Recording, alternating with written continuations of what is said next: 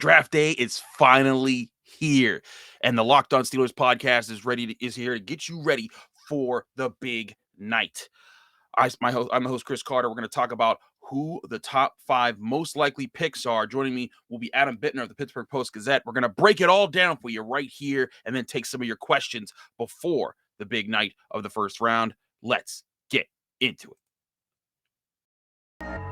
You are Locked On Steelers, your daily Pittsburgh Steelers podcast, part of the Locked On Podcast Network, your team every day.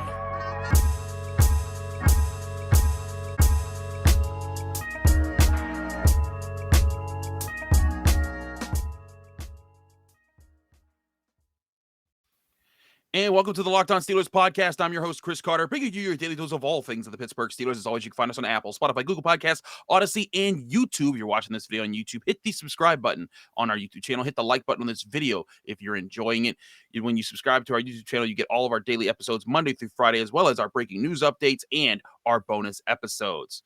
We thank you for making the Locked On Steelers podcast your first listen every day. If you want to help us out, give us a 5-star review on Apple Podcasts with a positive comment. Doing both at the same time gets you a shout out at the end of the show. Joining today is recurring guest, person we've had on here several times. We're excited to have back Adam Bittner of the Pittsburgh Post-Gazette. Adam, what is up? I'm well. I'm impressed how quickly you flew through that, the fine print. I've gotten so good at reading boilerplate. It's not even reading at this point. It's just flowing off the top of my head. People have told me that I've been called the Twista of YouTube for how fast I say that. So that's one of my favorite YouTube comments, by the way. Whoever did say that, if you're still watching this channel, just know that you made me smile that day. But Adam, let's get to brass tactics here. It's draft night. Everyone's been talking about all these different players. On this channel, I have gone over so many prospects, so many ideas, trading up, trading down, getting this guy, getting that guy. But I'm never a guy that says, well, not never. I always try to keep open to several different NFL draft possibilities because it is one of the craziest days in the NFL because so many different things can happen. Normally, I get a sense of, hey, the Steelers really are going after this one guy. And like last year with Najee Harris, he was the guy that I was just hammering for months. The year when they traded up for Devin Bush, he was the guy I was hammering for a while. I was like, that's going to be the guy they're going to try really hard to get. This year, I feel like they could be like that about a few players. And honestly, because this is one of the classes where I don't have a sense of how the top 10 are going to go, let alone the top 20. Adam, this to me, at least in my years of studying the NFL draft, this seems like one of the more unorthodox classes to try to grade out and predict. Yeah, and I think that's that has a trickle-down effect on the Steelers because you never really know who's going to be there and who's not. You could be talking about a quarterback prospect who's, going in the top 5 that you thought might drop to 20. You can make a case for all of the players we'll probably talk tonight ending up at 20. And several of them to go in the top 5 or 10, maybe not the top 5, but probably the top 10. And so it just makes it hard to, it's a domino effect where, if this happens, then this might happen for the Steelers. And it's hard for them to kind of fixate on one guy because the top of the draft is not as fixed as it feels like it often is. I agree with that assessment. Now, okay, what we're going to do for you here in this first segment, we're each going to give our top 5 one by one of the players we feel the Steelers are most likely to pick. We're going to start at number 5. Adam, you go first. Who is the 5th most likely player you think the Steelers select tonight? I'm going to go with a homer pick here as a Penn State grad and say. I was thinking like homer. He's going with Kenny Pickett. No, he's going with Jaquan Brisker. No, I'm actually going to go Jahan Dotson on this one because I think. I really like how his skill set kind of matches up with the Steelers. I think, he's really good at creating separation. He's not a big guy, not a huge guy, but, having watched his game up close, I think they like guys who can get open in different ways. And I think he kind of fits that mold. And that's kind of where, I would rank him at the top of the quarterbacks that I think might be available, or excuse me, the receivers that I think might be available to the Steelers. Obviously, I think there are better receivers in this draft, but I think he's the guy that in that group that they might be able to actually select that I like the most. I hear you on that. My number 5 is cornerback Andrew Booth Jr. I've talked about him a lot on this show. I think that just with the way that this class is going to break down, it's going to make it harder to pick him. I still think the Steelers, it needs to be in their eyesight to be able to get a top corner, a corner who could be cornerback one, because I've been saying this all along. Akella Witherspoon, Levi Wallace, Cam Sutton, all solid cornerback twos on a roster, but none of them a pure cornerback one that you can count on to be the guy. And when you're facing Jamar Chase twice a year and maybe 3 times a year, if you see him again in the playoffs, that's something that you're going to need to have. That's why I have Andrew Ruth Jr. at 5. But all right, who's your number 4 pick that the Steelers are going to be looking out for? Number 4 is probably going to be I'm picking with the heart here of what I think, I would do if I was the Steelers. Jordan Davis is probably the player that I think makes the most sense for this team. I think he's, someone that can lock down for a long time, can be a Cam Hayward type, in that locker room, can be an anchor. And I think that's what you're looking to do with first round picks, is get guys who can be here for 7, 8, 9, 10 years, and really be fixtures of your team. And I think, given the age of this defensive line, I think you need to start bringing in some guys with high draft picks. Even though you do have that need at quarterback. I think they're probably going to go quarterback, but I'm going to go with my heart here and say Jordan Davis, because I think he would be I think he's the hardest player in this draft for them to pass up if he's available, given their needs and given his talents. I agree with that. My number 4 is Daxton Hill, safety out of Michigan. I like Daxton Hill because of his ability to play deep safety as well as the slot cornerback position. They have Arthur Maulet. They have Cam Sutton. But if you got a Daxton Hill, you'd have a guy that you're excited to put at the slot position, and a guy you could disguise more coverages with because he could play off coverage a little bit better. I think that they want guys with ball skills, and Daxton Hill has ball skills. So he's my number 4. Who's your number 3? My number 3 is going to be Desmond Ridder. I don't know where that is going to happen, and I think that's kind of the point. Is that I think he gives them a lot of options in terms of trading back, possibly adding 3 solid guys in those first 2 rounds. I think he can really set up the draft class depending upon how they do things. And it seems like they, from everything I've read, that they really do like him. So I think he's probably my most interesting piece, and you can kind of build a draft around him. So I'm gonna go with him. I hear you on that. My number 3 is Lewis Cine, safety out of Georgia.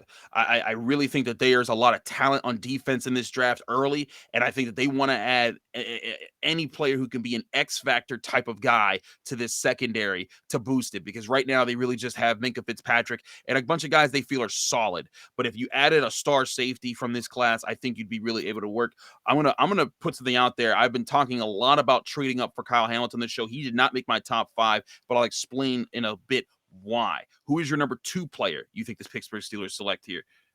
Now I'm going to do, I guess, the actual homer play, and I'm going to say if Kenny Pickett's there at 20, I think it's going to be harder for them to not pick him, especially if the guys that they like better are gone. I think there's going to be, pressure. The fan base, at least half the fan base, is going to want it. I think you don't want to reach for him. I don't think you want to go, out of your way. But if he's there, I think it's a very difficult pick to pass on. If the guys you want most, maybe I'm going to give you my number 1, the guy I think they want most. If he's not there, I think it's tough to pass on. I feel you on that. My number 2 is Malik Willis, and people know how I've been talking about Malik Willis for a while. I like him as a prospect. I like his potential and his ceiling. I'm just not so sure that this is the move the Steelers should make, considering all the other defensive talent in this draft, all the other talent period in this draft, and the quarterbacks that might be coming down the pipeline next year. But the more and more I'm looking around, I've made some phone calls, asked people what they think, just the people that cover other people that I just know that are in the know in other situations. And the more and more it seems like there is becoming more of a chance that Malik Willis could slip out of the top 10. And if Malik Willis slips past, I'd say 10 or 11, that's real trade up zone for the Pittsburgh Steelers to go get their guy. But there's another guy that they could trade up for who I think they will as well. Both Adam and I will give our number 1 players we think the Steelers will select in this, like the person that we each think is the most likely player that they select tonight when their pick comes up, whether it's trading up or picking at 20. We'll talk about that in just a second here. But first, we have to talk to you guys about Blue Nile. Now, Blue Nile, whether you're getting a gift for someone who prefers a statement piece or an everyday subtle elegance, BlueNile.com has fine jewelry options for every mother. Shop high-quality classic diamond earrings, elegant tennis bracelets, or gemstone pendant necklaces. If you're looking for fine jewelry but you're having trouble choosing, go to BlueNile.com because they have jewelry experts on hand 24/7 and available by phone or chat to help find a memorable gift at every budget. And if you're celebrating a special woman in your life, BlueNile.com can easily help you navigate thousands of fine jewelry options at every price point. This Mother's Day, you can give mom something that she'll treasure forever with fine jewelry from BlueNile.com. And Locked On Sports listeners will get anywhere between $50 to $500 off with this special offer. But this podcast exclusive is only good through Mother's Day, so be sure to use that promo code Locked On. That's LOCKEDON, Locked On. Again, Locked On, LOCKEDON at BlueNile.com. Plus, every order from BlueNile.com is insured, ships free, and arrives in discreet packaging that won't give away what's inside. Shop stress-free and find your forever peace by going to BlueNile.com today.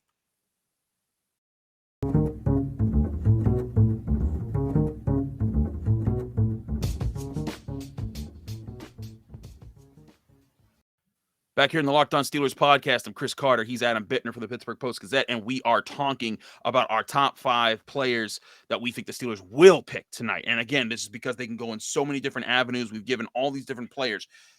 Adam, I think you've kind of hinted already who your top player is. You think your most likely players that they select, but who is it? Just so our listeners can know. I think it's Malik Willis. I think he's the guy that they want. That's the impression I'm getting. I'm not saying whether it would be my pick or not, but I think that's the guy. That's the guy that I do the mock draft tracks at every week. I look at a dozen mock drafts. I write about maybe 3 or 4, and I've noticed this week that there's been a hard shift where more than half of the mock drafts we're tracking are all going toward Malik Willis. I don't put a ton of stock in individual mock drafts, but when you start to see, in big numbers, experts moving in one direction, it leads you to believe that they know some things, they're hearing some things, and it just seems like he is the guy that they want, and I think that has to make him the most likely person from my perspective that they'll go for. Whether he'll be available, whether it makes sense to trade up for him, that's to be determined. But I think if they could pick any guy out of this draft, that's the guy they would go for. I feel you on that. And that's why I put him at number 2 for me, because I do think that, it's no secret they love Malik Willis. And if he's in range of them, they would love to get him. So I'm with you on the likelihood of Malik Willis. But there's one guy I actually think is a guy that the reason I'm putting him at number 1 at most likely for me. And this may sound crazy because there's a chance this doesn't happen. But I'm going with a person that you already listed, Jordan Davis, the defensive tackle out of Georgia. Here's why. I am not saying that Jordan Davis will fall to the Steelers at 20. I actually, because we did our ultimate mock draft on the Locked On Podcast Network, and me holding the 20th pick for the Steelers, I didn't trade up, and he fell right to the Steelers' lap, and I'm like, they will sprint to the podium and take this guy. What I understand, how I've studied the Steelers, what I've been reading, just listening to them, and trying to gain as much perspective on their situation and what they believe. I truly think they see Jordan Davis as if not the best in this class, the next best player in this class. Not the next best defensive tackle, but overall player. And I'm looking at this class, and I think that they still don't trade in the top 10 to get him. But if he were to fall outside the top 10, which I think he will, and he gets into that 11, 12, 13 range, there's a lot of teams there's a lot of experts, that are mocking Jordan Davis to the Ravens. The Steelers, if they truly value Jordan Davis that way, and they think they can give up maybe a third this year and a third next year, along with that swap of the first round picks to go up ahead of the Ravens to make sure that their division rival doesn't get a player that they think is that good, and at the same time add a player that they see as a pillar player for the next decade of their football, to be the guy that Cam Hayward passes on the torch to for the next potential great Steelers defensive lineman. I do think that would be the move. And if he's one of those guys, the way I think he is, and the way I think they value him, I can see them getting aggressive, and this being where Kevin Colbert plants his flag and it's like, this is the last big move that I made. But to your point, Adam, I would not be surprised if Malik Willis ends up being the pick. I just think that the value of Jordan Davis, I also think there's still, like, I could still flip a coin, and I'd still be 50-50 on whether Malik Willis gets picked well before the Steelers are willing to get him. A lot of people are now saying that the Panthers might go offensive tackle, but there's still a chance that they could go quarterback. They need to go quarterback because they've already said they're not sure about Sam Darnold. This is very much a toss-up, but this is, again, why this NFL draft is so exciting for the Steelers. Yeah, no, I think you and I are on the same page with kind of those top two. Those would be my top two guys, probably Malik Willis and Jordan Davis. I'm getting a different vibe from them in terms of how they value quarterback. And I think, there's some serious, Mark Malone syndrome, I'll call it, with this franchise. And I think, that's part of why Ben Roethlisberger was encouraged to hang around as long as he did, even though, he'd gone through a major injury and was on the downside of his career. And I think that's why, even in a not great quarterback year for this draft, I think we've spent so much time talking about them because I think that's a position that the Steelers value for obvious reasons, that they kind of could supersede all of the logical reasons we're outlining why Jordan Davis and honestly some of these other people, may make more sense in terms of their needs. I hear that, but we also have a question from one of our callers, Kevin Story from Loretto, Pennsylvania, who wanted to ask specifically about these two players, Jordan Davis and Malik Willis. Here's Kevin. Hey, Chris, this is Kevin Story calling from Loretto, PA. And I just got to first start off saying I love the podcast. I love all the different interesting takes you've been taking on all this pre-draft process about the way Tomlin and Colbert, the way they say things and how kind of cryptic it is. And I know watching the press conference today, it really got me thinking about a lot of your takes that, it's not always giving an answer that you want to hear, but it's kind of giving you an answer that really shows that they have options. And I kind of wanted to hear your opinion if you had any thoughts about how Tomlin and Colbert both talked about having opportunities to move up and back and they're really their best player available strategy, and kind of getting to the point where if the Steelers were to trade up, do you think that they value a talent like, Devin Lloyd or Jordan Davis over Malik Willis or a quarterback where they have a need, but they're kind of sticking to that best player available strategy that they seem to really talk about a lot today? And I would just love to hear your thoughts about it. Love the podcast, and hope to hear from you. Thank you. Thank you, Kevin, for your question. We always appreciate when we get callers with very interesting questions. But this is what I'm talking about, Kevin. I think that Jordan Davis is one of those guys. Now, I'm not so sure there are many more of those guys that they would value over a Malik Willis, because that's another question here. And I want to ask this question to you, Adam. Say the Steelers are sitting there at 20 and 12 comes up. I even did a show, was it last week or the week before, with our Locked On Vikings host, Luke Braun, who was talking about how the Vikings would be interested in moving back to pick up some more picks for the future. And we came to the agreement that the Steelers would trade up from the Steelers spot at 20 to the Viking spot at 12 and give up a third this year and a third next year along with that swap. And in doing so, this would be the scenario, and I'm posing this scenario too. If Malik Willis and Jordan Davis are there, who do you think the Steelers should get, and who do you think the Steelers would get? I think they should get Jordan Davis. I think, we've already run through the list of reasons why he makes sense and why, I think he's the best player available for this team.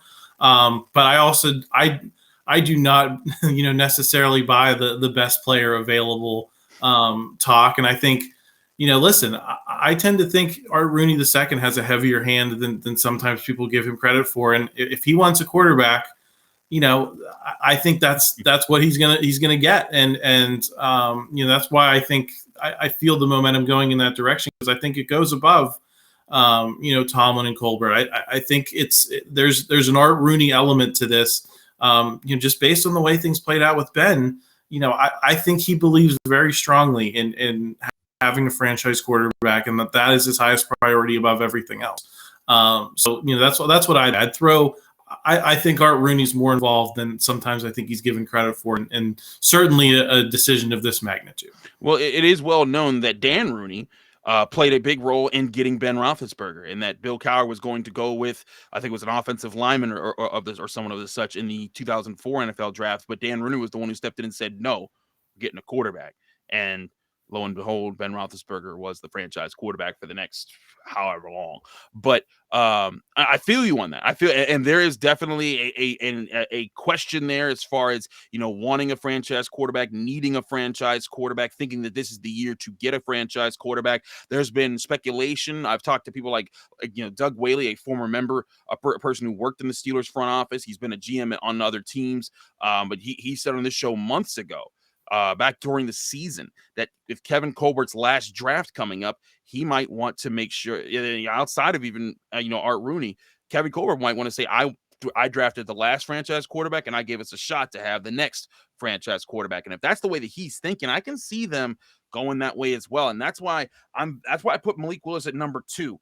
I think that from what I'm understanding about how the Steelers are looking at this class and what I believe that they are going to, how they value the certain players, I think Jordan Davis is just so high up on their charts that they might be willing to get a little more desperate in the moment to prevent the Ravens from getting him, and to get him to them to add to their defensive line. But we will see how this plays out. We have 2 more questions we want to address here on the Locked On Steelers podcast. One involving a potential trade up, but also potential trade back and looking at a different quarterback than we've been talking about so far, and one involving a position that we've kind of overlooked for the past I'd say month or so, ever since free agency ended. We'll talk about that in just a second here on the Locked On Steelers podcast. But first, I'm going to talk to you guys about betonline.net. Betonline.net is your number one source for all your betting stats and sports information. Find all the latest sports developments, league reviews, and news, including this year's NBA playoffs, the start of Major League Baseball, and the Stanley Cup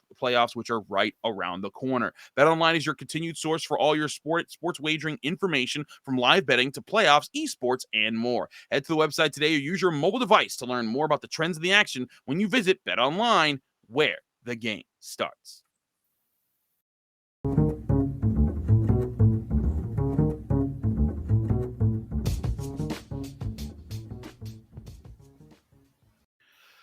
Back here on the Locked On Steelers podcast, I'm Chris Carter. He's Adam Bitton of the Pittsburgh Post-Gazette, and we're talking about the Steelers NFL draft. It's draft day, and we're taking 2 more questions on this show. I want to say this too as well.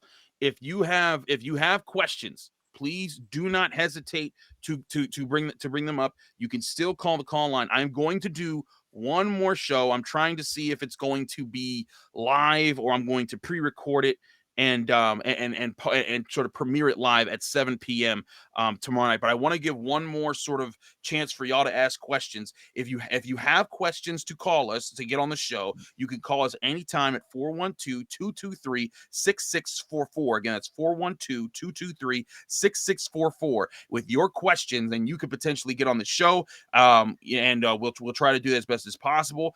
For this upcoming class, one thing I will say, make your questions short, 30 seconds, minute tops. That's the best way to get on the show. Because when we start going over, that's when I got to start doing editing, and I don't got time to do as much editing on phone calls. But I want to do one more show that gets more of your questions specifically about players in this draft class. If there's guys that you haven't heard about that you want to hear about, we already have a couple of those. I want to make those put those on the next show. So do call that number again, 412-223-6644. Or if you're international, email LOSteelersTopicBag@gmail.com with your audio clip. Always be sure to say your name and where you're from. All right, with that being said, here's our next caller, Nathan Blass, who's calling because they've got a question about 2 different positions. How you doing, Chris? This is Nathan Blass from Los Angeles, California. Love the show. I just had a quick scenario/question for you. I believe that if Kyle Hamilton is available around 12-13, I believe we will trade up. But I was thinking also that I think we do have our quarterback in this draft in mind. And I want to know how you feel about Bailey Zappe. I feel like the Steelers could trade down from 20, build some draft capital, and Bailey will still be available into like the second round. And if our guy isn't available at 20, which I believe will be Daxton Hill. But if all our guys are gone, I believe we would trade down and take Bailey Zappe in the second round. I want to know how you feel about that. Love the show.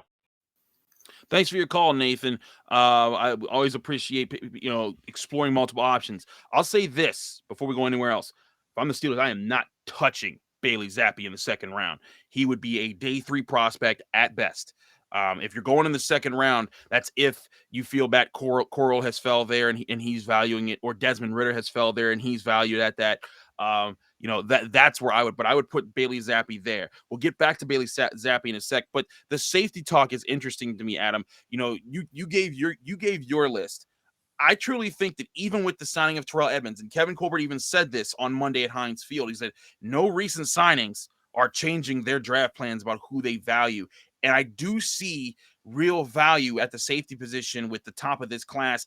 A Kyle Hamilton, who some people have slipping into the mid to late teens, would be a guy that I could see them trading up for. But as well, I think that they would do well to have a Lewis Cine or a Daxton Hill type of player. What's your outlook on defensive backs? Or do you think that that's not where the Steelers are just going to go at all on either day 1 or day 2? I mean, I could see them going there on day 2. I'm just generally cool to the idea of defensive backs. I guess I'll start with corner. There's some guys that we've talked about in this draft that have the size. I think Andrew Ruth is one that I've done a fair amount of work looking into, and he has the size. He has all the things that the Steelers like traditionally. They just don't have a history of developing corners, and it seems like they've started to recognize that a little bit by going after Levi Wallace, going after Joe Hayden, spending money on those positions on proven guys rather than trying to develop them themselves. And it does seem like it's a bit of an organizational pivot, kind of away from chasing those kinds of guys in the draft and using those kinds of picks. So I think that'd be my reason. I wouldn't really see them going for a corner. And in terms of safety, I don't like we're sitting here talking about, are they going to extend Minkah Fitzpatrick or not? And if they do, well, how much is too much for a safety, even of his caliber? And I think that's what makes it difficult for me to sit here and say you should use a first round pick on a safety if you're not even really sure how you're dealing with the guy you already have, and if he's going to be kind of a long-term fixture of your franchise. So I think if you're not going to go quarterback, the reason we like Jordan Davis so much is because he can be here for a long time and be an anchor. And I think we're going to maybe talk about offensive line in a bit, but I think I put offensive lineman in that same category of, I think there's a higher urgency to get someone who can be a cornerstone for a long time and be there. I think that's what you have to hit on with this pick is someone who's going to be here for a while, or at least has a chance to be here for a while. And I think the secondary, it's a little more complicated than some other positions. No, I agree with that. I want to move on to Bailey Zappe real quick before we get to our final question here for this draft day show. But I look at Bailey Zappe and I love how he can just sling the ball. He doesn't seem afraid of taking challenging throws. That's how he threw 62 touchdowns this past year, which was the most. It was just ridiculous what he was doing. But all in all, I still don't see Zappe as a pure QB starter in the NFL unless he surprises a lot of people in it. He seems like a young leader. He seems like he has enough of the traits.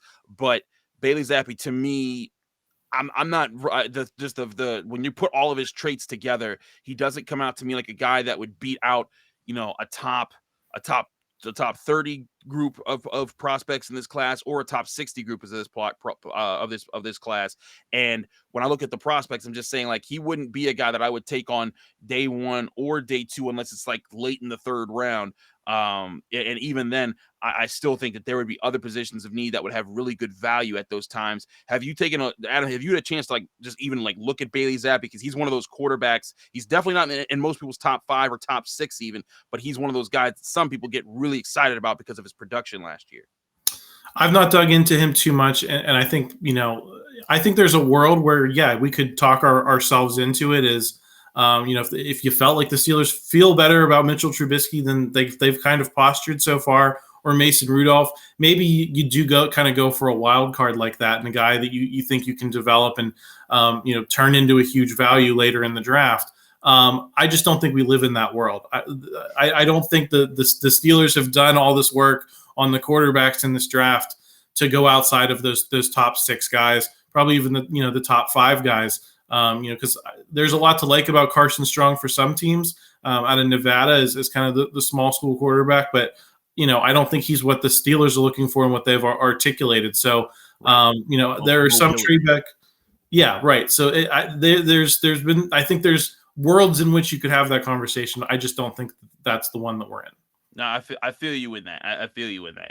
And again, you're right. They've looked very hard at quarterbacks in this class.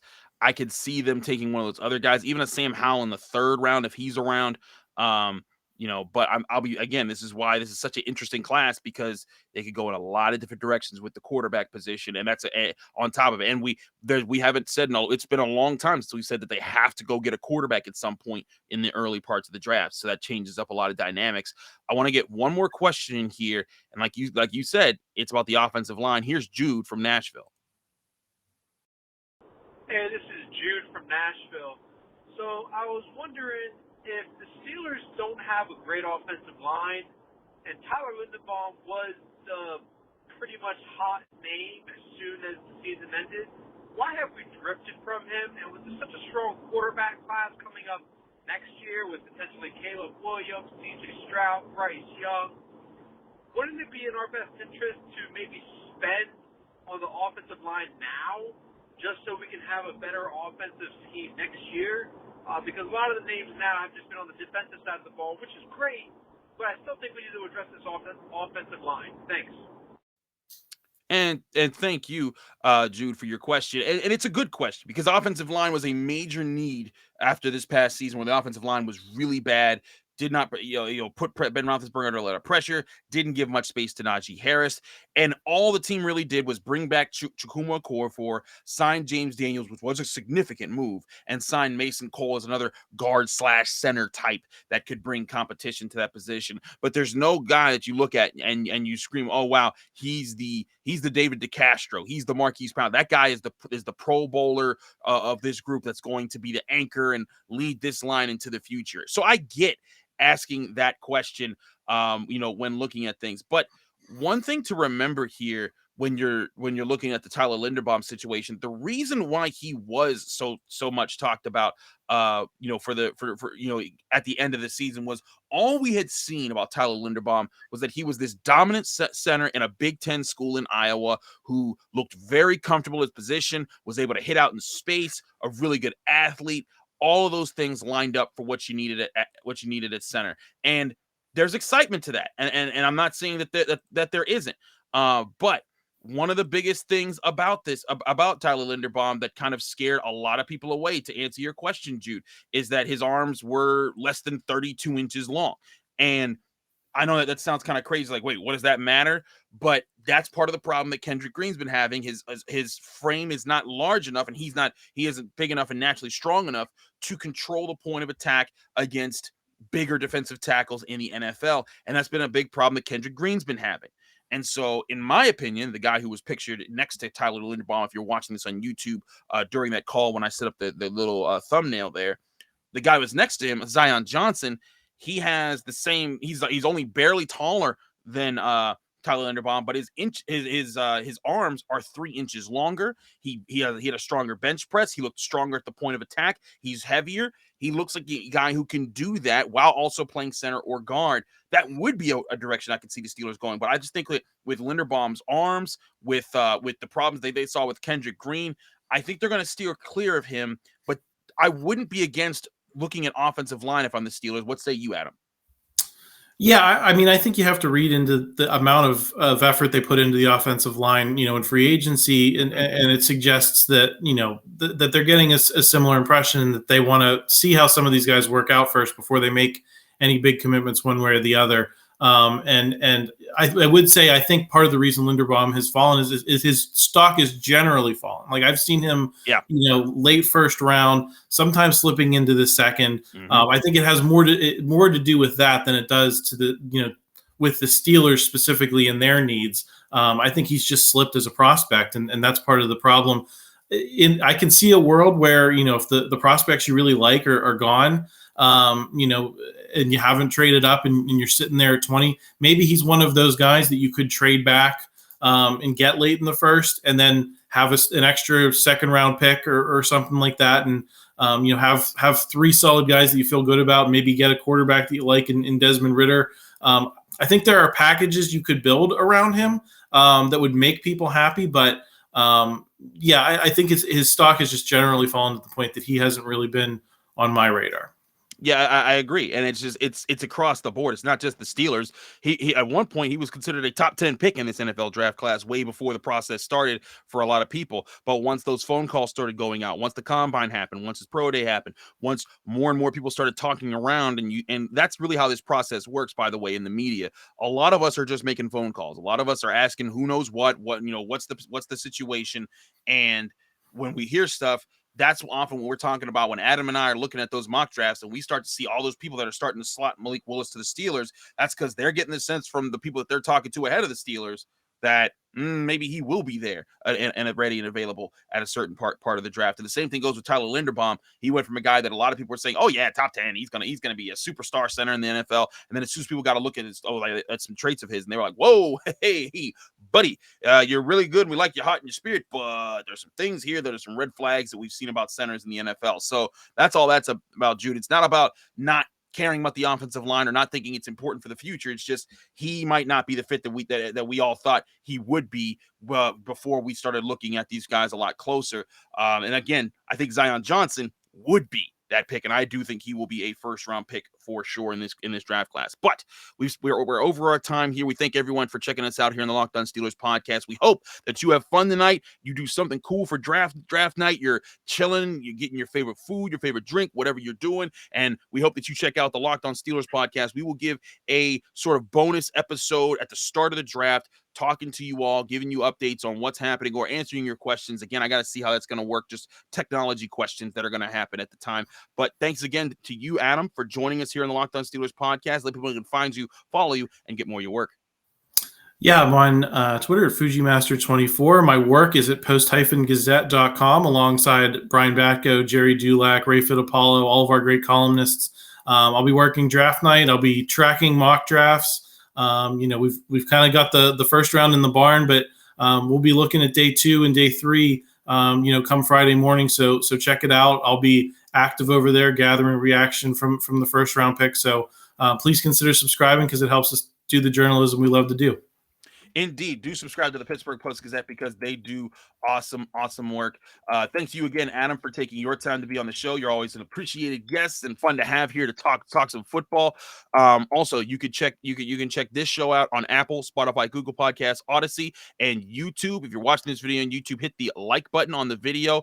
If you're enjoying it, hit the subscribe button to our YouTube channel to get all of our daily episodes Monday through Friday, as well as our breaking episodes and our bonus episodes as we release them, like we will, for 7 p.m. Eastern time on this Thursday, April 28th, the night of the NFL draft. Thanks again for checking us out. We'll be back on your screens and in your ears, like I said, tonight. But don't miss, we will also have a Friday episode recapping how the first round played out, because it's going to be exciting. And you can also check me on the Locked On NFL podcast Friday with your boy Q from Locked On Raiders. We're going to be breaking all of this down. So much content coming your way. Also, we're going to have there's also a live Locked On podcast, a Locked On show as well that'll include all the hosts, including myself, when the Steelers pick. So there's a ton of content to get on the NFL draft. Get on it, be locked on, and be locked on with the Steelers right here on the Locked On Steelers podcast. We'll see you soon.